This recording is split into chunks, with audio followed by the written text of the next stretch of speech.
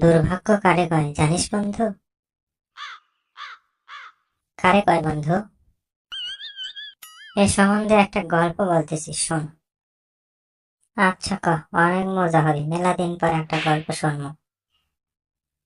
মনে কর একটা মেয়ে লটারিতে 50,000 টাকা, 50 কোটি টাকা পাইছে। তো লটারি ম্যানেজার চিন্তা করলো, এত টাকা যদি সরাসরি মেয়েটিকে বলা হয় তাহলে হয়তো মেয়েটি হার্ট অ্যাটাক করে মরেই যাবে। তারপর তারপর তারপর কি হলো? আরে ভাই বলবেন দাও।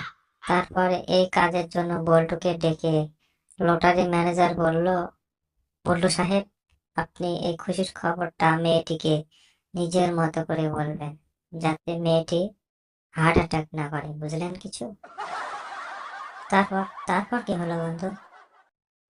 তো ম্যানেজারের কথা মতো বল্টু মেয়েটিকে নিজের মতো করে বলল।